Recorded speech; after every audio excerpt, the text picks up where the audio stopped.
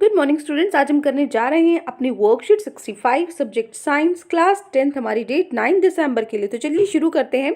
आज की वर्कशीट में हम अपना नया चैप्टर स्टार्ट करने जा रहे हैं, हाउ डू ऑर्गेनिजम्स रिप्रोड्यूस।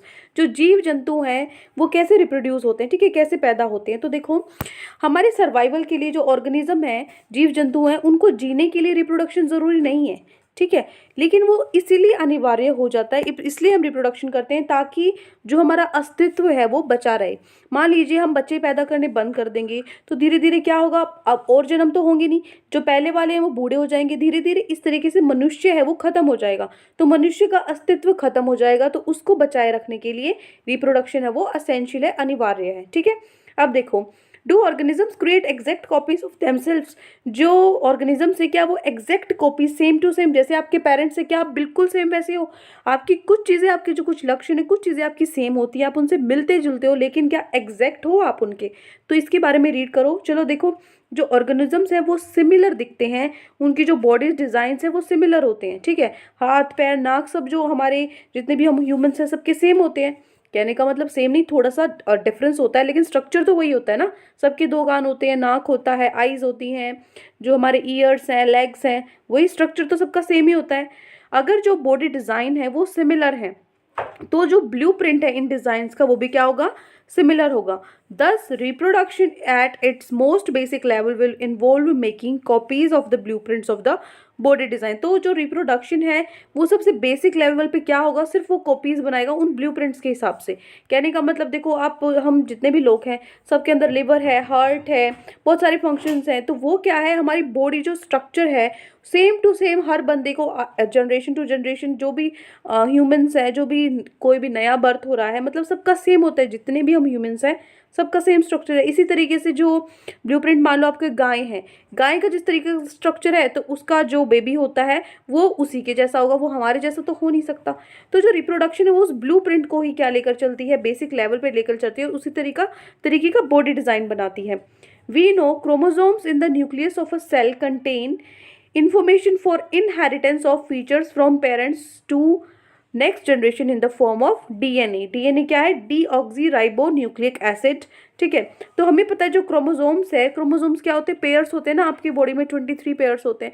तो जो क्रोमोसोम्स है, न्यूक्लियस के अंदर जो सेल होता है, सेल के अंदर न्यूक्लियस होता है, ठीक है, ये आपका सेल है, सेल के अंदर ये न्यूक्लियस है, ठीक है। तो क्रोमोसोम्स है जो न्यूक्लियस के अंदर होते हैं, जिसमें क्या होता है, इंफॉर्मेशन होती है जो इनहेरिट होती है, मतलब आपके पेरेंट्स में से आप तक आती है, आपके थ्रू आपके बच्चों में जाएगी। तो एक जनरेशन से दूसरी जनरेशन तक जो आपकी चीज़ें जो इनहेरिट आपसे मिली है, मतलब जो आपको अपने पिछली पीढ़ी से मिली है, ठीक है, वो क्या हो जाएंगी, इनहेरिट, जो आपने किया है पिछली पीढ़ी से, उनसे लिया है, वो चीज़ें एक जनरेशन से दूसरी जनरेशन में जाती हैं, किसके थ्रू, क्रोमोसोम के थ्रू, क्योंकि क्रोमोसोम के अंदर वो क्या होती है, इन्फॉर्मेशन होती है, ठीक है।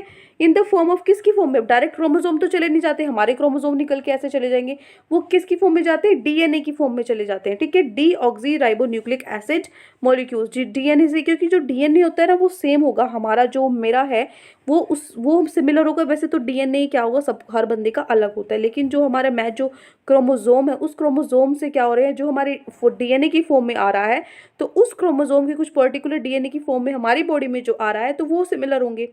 तो यहाँ से देखो, जो डीएनए है सेल के अंदर, DNA in the cell nucleus is the information source for making proteins. जो डीएनए है सेल के अंदर, जो सेल का न्यूक्लियस है उसके अंदर, वो क्या है, सोर्स है किसका, प्रोटीन्स बनाने का।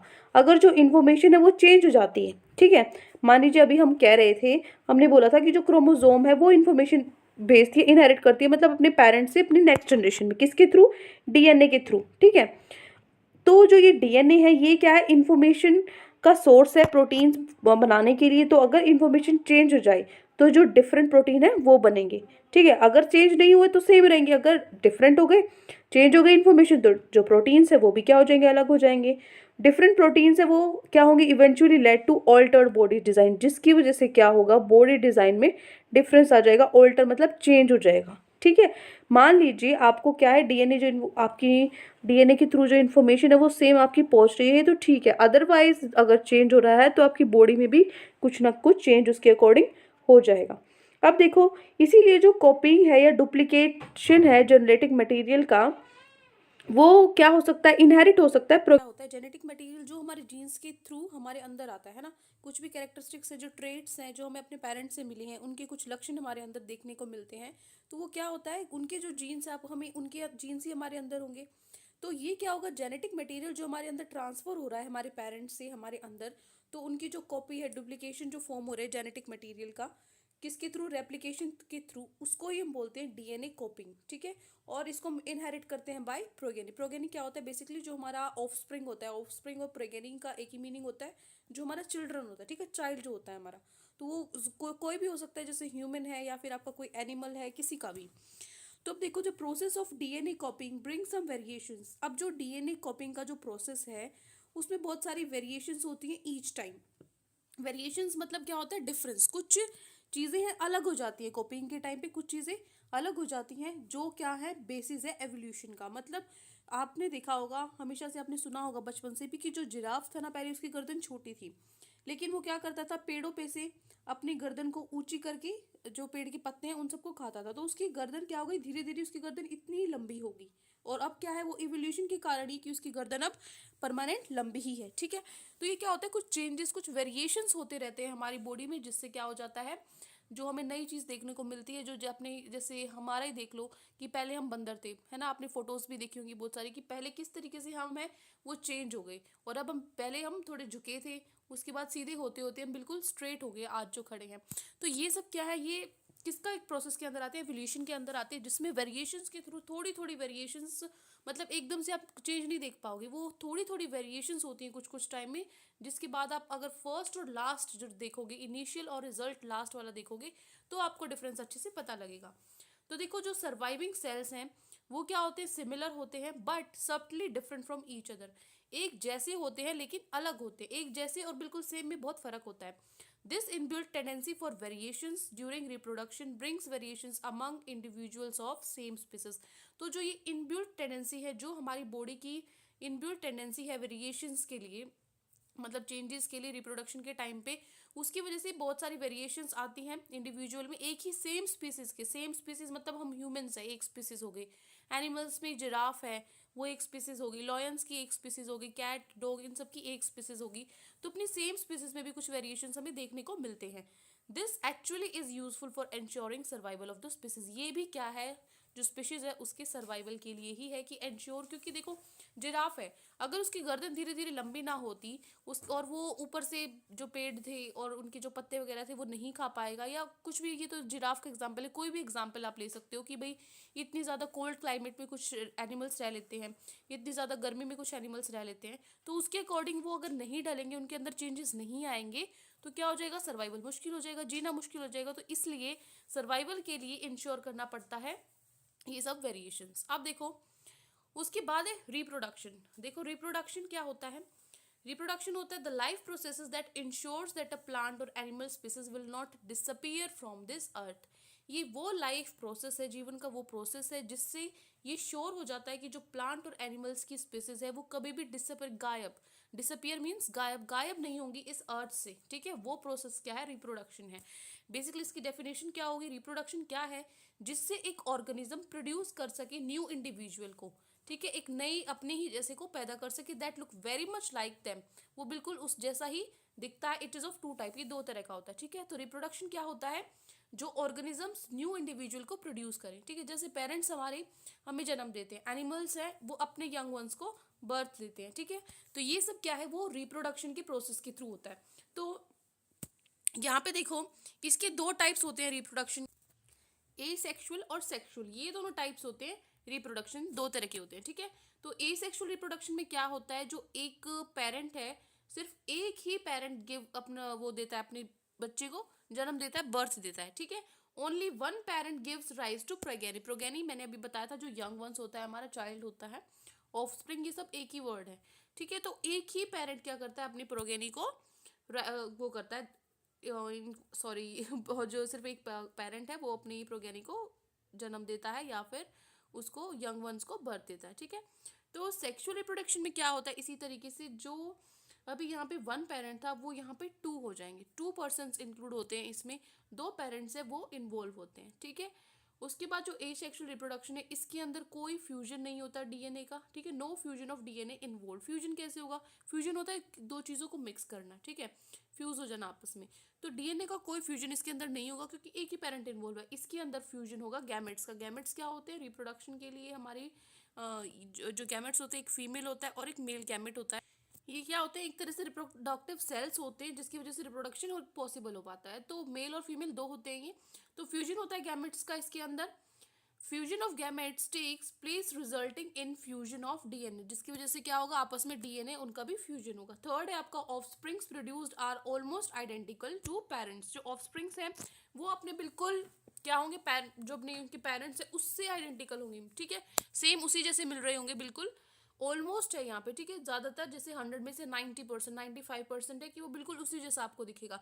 लेकिन जो सेक्सुअल रिप्रोडक्शन है इसके अंदर जो ऑफस्प्रिंग है वो डिफरेंट होता है पेरेंट्स से। आप क्या बिल्कुल सेम अपनी मम्मी जैसे हो या बिल्कुल अपने पापा जैसे हो? नहीं, आप पे बहुत डिफरेंस है। आपका बॉडी स्ट्रक्चर सेम है क्योंकि ऑब्वियसली वो तो ह्यूमंस है, तो हमारा बॉडी स्ट्रक्चर तो वही होगा। अब ये तो है नहीं गाय की तरह हमारी 4 टांगें हो जाएंगी। तो ये तो होगी मजाक की बात। तो आपको क्या होगा? जो स्ट्रक्चर है वो सेम रहता है, अदरवाइज दिखने में आप अलग होते हो अपने पेरेंट्स से, ठीक है। तो ये होता है सेक्सुअल रिप्रोडक्शन और एसेक्सुअल रिप्रोडक्शन। उसके बाद देखो, उसके बाद हम वेरिएशंस की जो बात कर रहे थे, इंपॉर्टेंस ऑफ वेरिएशन। वेरिएशन क्यों ज़रूरी है? अभी मैंने आपको बताया था कि यहाँ पे जो वेरिएशन होती रहती है कुछ टाइम में चेंज होते रहते हैं जिसकी वजह से एवोल्यूशन होता है, ठीक है। मतलब चेंजेस हैं वो स्ट्रक्चर में, बॉडी स्ट्रक्चर में, बॉडी डिज़ाइन में आते रहते हैं जो कि ज़रूरी भी है, ठीक है, सर्वाइवल के लिए। तो उसकी इंपॉर्टेंस क्या है? कुछ इंपॉर्टेंस तो यही है जो भी मैंने बोली। बाकी देखो, population of organism fill well-defined places or niches in the ecosystem using their ability to reproduce। देखो इसमें क्या होता है? जो ऑर्गेनिजम्स हैं उनकी पॉपुलेशन, वेल डिफाइंड प्लेस और नाइस, मतलब जहाँ पे वो रहते हैं, जहाँ पे उनका क्या है, जहाँ उनका ठिकाना। जैसे आपको पता है पेंगुइन है, बर्फ में रहते हैं, ठीक है, फिशेज है वो पानी में रहती हैं। तो जो उनकी उनकी कुछ वेल डिफाइंड प्लेसेस हैं कि वो वहीं रहते हैं इकोसिस्टम के अंदर, वहीं पे उनकी एबिलिटी है, वहीं पर वो रिप्रोड्यूस कर सकते हैं। कि फिश आप उसको बाहर निकाल दोगे, क्या वो रिप्रोड्यूस कर पाएगी? वो बाहर जी नहीं पाएगी, तो रिप्रोड्यूस कैसे कर पाएगी? जैसे आपने देखा होगा कुछ एनिमल्स होते हैं ज़मीन के अंदर जाके रिप्रोडक्शन होता है। तो ये क्या होती है? कुछ उनकी एबिलिटी होती है। इकोसिस्टम हमारा क्या होता है? इकोसिस्टम में हमारा जो पूरा हमारा इन्वायरमेंट है वो आ जाता है। तो जिस तरीके का इन्वायरमेंट उसको चाहिए रिप्रोड्यूस करने का, ठीक है, वो भी क्या होता है? वेल डिफाइंड होता है हर एक ऑर्गेनिज्म का। उसके बाद देखो, consistency of DNA copying during reproduction is important for maintenance of body design features that allow the organisms to use the particular niche। देखो यहाँ पे जो डीएनए कॉपिंग है, डीएनए कॉपिंग रिप्रोडक्शन के टाइम पे ये बहुत ज़रूरी है क्योंकि उससे क्या होगा? बॉडी डिज़ाइन मेंटेन होगा, ठीक है, बॉडी डिज़ाइन फीचर्स हैं वो मेंटेन रहेंगे, जिसकी वजह से क्या होगा? जो ऑर्गेनिजम्स हैं उस पर्टिकुलर नीच को यूज़ करते हैं, ठीक है, जो हमारी जो प्लेस है जहाँ पे उनके लिए सूटेबल होती है रिप्रोड्यूस करने के लिए। उसके बाद reproduction is there for link to the stability of population. Stability मतलब स्थिरता, ठीक है, stability of population of species. However niche can change because of reasons beyond the control of organisms. देखो ये जो रिप्रोडक्शन है वो स्टेबिलिटी के लिए, जो हमारी पॉपुलेशन उसकी स्टेबिलिटी के लिए ये उसके डायरेक्ट लिंक में है स्पीसीज के। लेकिन जो नीच है ये चेंज भी हो सकता है, ठीक है, कुछ रीजंस के कारण। कुछ जो कंट्रोल है ऑर्गेनिजम्स, मतलब आपने कुछ कहीं कहीं तो इन्वायरमेंट चेंज हो जाता है और कहीं पर जो कोई पर्सन है, प्लेस टू प्लेस है, देखो उनकी सर्दियों में उनकी डिमांड अलग हो जाती है, गर्मियों में अलग हो जाती है, अकॉर्डिंगली कुछ जो चेंज होता रहता है। देखो एग्जाम्पल से देखो, for example if a population of reproducing organisms were suited to a particular niche. अगर कोई भी पॉपुलेशन है, कोई भी जनसंख्या है रिप्रोड्यूसिंग ऑर्गेनिजम्स की, वो एक पर्टिकुलर उनको अपने लिए उन्होंने सूटेबल जगह ढूंढ ली है। अगर वो सूटेबल जगह ड्रास्टिकली ऑल्टर्ड हो जाए, चेंज हो जाए, तो जो पॉपुलेशन है वो क्या हो जाएगी? वहाँ से तो पॉपुलेशन ख़त्म हो जाएगी, राइट। तो कुछ वेरिएंट्स हैं वो भी प्रेजेंट होते हैं इंडिविजुअल्स के साथ, क्योंकि मान लो एक्सेप्शंस देखो हर जगह होते हैं। ये यही कह रहा है कि मान लो किसी जो पेंगुइन्स हैं, तो पेंगुइन सारे के सारे क्या पेंगुइन्स बिल्कुल वहीं बर्फ़ में ही है, हमारे यहाँ नहीं है या फिर कहीं और नहीं है। तो कुछ ऐसे भी पेंगुइन्स होंगे आपको जो कहीं और पे भी कुछ ही सिर्फ 1-2% ऐसे, या हमारे अंदर से ही लगा लो। देखो मान लीजिए कि इतने सारे इंटेलिजेंट बच्चे हैं, आप एक उनको टॉपर्स को इकट्ठा कर लो, उन टॉपर्स में भी कुछ ना कुछ सब टॉपर्स हैं, लेकिन फिर भी उनमें भी कुछ ना कुछ डिफरेंस मिलेगा, उनमें भी कुछ ऐसे बच्चे होंगे जिसको कुछ नहीं आ रहा है या स्किप हो गया, भूल गए हैं। तो जो एक्सेप्शंस है वो होते ही हैं, तो इसलिए एक साथ पॉपुलेशन नहीं खत्म होगी। जो एक्सेप्शंस है वो फिर भी उसको भी झेल सकते हैं। जो जैसे हमारे कोरोना में चल रहा है, इम्यूनिटी है, तो ज़रूरी है कि जो कोरोना जिसको भी हो रहा है भाई वो उसकी तो तबीयत बिल्कुल डाउन हो जाएगी, वो बिल्कुल ख़त्म ही हो जाएगा, नहीं। एक्सेप्शंस होते हैं, और ये है कि भाई कुछ लोग जो नहीं झेल पाते और कुछ लोग हैं वो झेल पाते हैं, ठीक है। बीमारी तो वही है कोरोना। तो ऐसे ही इसमें होता है, जो पॉपुलेशन है अगर कुछ भी बहुत ज़्यादा ड्रास्टिकली चेंज हो गया है तो भी पॉपुलेशन में कुछ वेरिएंट्स होते हैं जो प्रेजेंट हो गए उसके अंदर, तो यहाँ पे चांसेस हैं टू सर्वाइव फॉर देम, ठीक है, कि वो सर्वाइव कर सकें। Thus if there were a population of bacteria living in a temperate water, मान लीजिए कोई बैक्टीरिया की पॉपुलेशन है वो टेम्परेट वाटर में रह रही है, तो जो वाटर का टेम्परेचर अब हम उसको इंक्रीज कर देंगे, मान लो वो इंक्रीज हो गया ग्लोबल वार्मिंग की वजह से, इतनी ज़्यादा पोल्यूशन हो रहा है, कार्बन डाइऑक्साइड की रिलीज की वजह से इतना ज़्यादा ग्लोबल वार्मिंग हो गया, तो जितने ये बैक्टीरिया हैं ये क्या हो जाएंगे, तो मर जाएंगे, ठीक है, क्योंकि उनको तो मॉडरेट क्लाइमेट में रहने की आदत है, और जब इतना ज़्यादा टेम्परेचर बढ़ जाएगा तो बैक्टीरिया मर जाएंगे। लेकिन कुछ वेरिएंट हैं जो रेजिस्टेंट है हीट के, जिनको आदत है, जिनकी क्षमता है उस हीट को क्या करने की, उसको उसका सामना करने की, तो वो बच जाएंगे, वो हो जाएंगे, would survive and grow further, वो आगे फर्दर ग्रो करेंगे। आगे फर्दर ग्रो करेंगे तो और आगे रिप्रोडक्शन होगा, वो और फर्दर को इकट्ठा कर देंगे, तो इस तरीके से पॉपुलेशन कंटिन्यू नहीं रहेगी, खत्म नहीं होगा कुछ भी, ठीक है। तो इसलिए जो वेरिएशन है वो यूजफुल है सर्वाइवल के लिए, क्योंकि अगर वेरिएशन नहीं होगा, सब एक जैसे होंगे, तो कोई भी सिचुएशन आई सब एक साथ खत्म हो जाएंगे। अगर जैसे कोरोना है, अगर सबकी हमारी इम्यूनिटी सेम होती, हम सब खत्म हो जाते, लेकिन इम्यूनिटी लोगों की अच्छी भी है, जिसकी वजह से लोगों ने इसको फाइट किया इसके अगेंस्ट, तो ये चीज़ें बहुत इंपॉर्टेंट होती है सर्वाइवल के लिए। वेरिएशन मतलब चेंजेस। अब देखो, अब हम चलते हमारे क्वेश्चन आंसर्स पे। ये 6 क्वेश्चन हमें दिए हुए हैं आज की वर्कशीट में। तो पहला आपका क्वेश्चन है, name the life processes that ensures that a plant और animal species will not disappear from the earth. उस लाइफ प्रोसेस का नाम बताओ जिससे आप बोल सकते हो कि श्योरिटी दे सकते हो कि अर्थ पे जो एनिमल स्पीसीज और जो पेड़ पौधे हैं, एनिमल्स है, वो कभी भी गायब नहीं होंगे। तो देखो, ये आपका क्वेश्चन नंबर 1 का answer. The life processes that ensure that a plant और animal species will not disappear from this earth is reproduction. कौन सा है वो प्रोसेस? रिप्रोडक्शन है, ठीक है। ये हो गया आपका question number 1। Question number 2, what is importance of DNA कॉपिंग in reproduction. जो डीएनए कॉपिंग है रिप्रोडक्शन के अंदर, उसकी क्या इंपॉर्टेंस है, क्यों जरूरी है डीएनए कॉपिंग। तो देखो, जो प्रोसेस है डीएनए कॉपिंग, वो कुछ वेरिएशंस लेकर आती है हर टाइम, जो कि बेसिस है किसका, एवोल्यूशन का।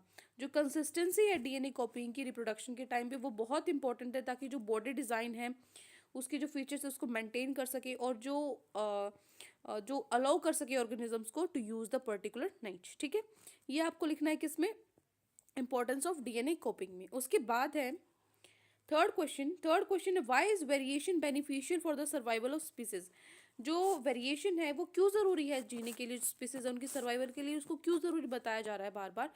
तो आप लिखोगे, variations are important for species survival because जो वेरिएशन है वो ऑर्गेनिजम्स को ओवरकम करने में मदद करेगी एक्सट्रीम सिचुएशंस। बाय चांस कोई ऐसा सिचुएशन आ जाए बहुत बुरी, तो वो उसको क्या करेगा, वेरिएशन उसको क्षमता देगा कि वो उससे फाइट कर सके। ऑर्गेनिज्म स्पीसीज हैं वो ऑक्यूपाई करती है वेल डिफाइंड पोजीशन इकोसिस्टम में, यूटिलाइजिंग देयर रिप्रोडक्टिव कैपेसिटी, ठीक है।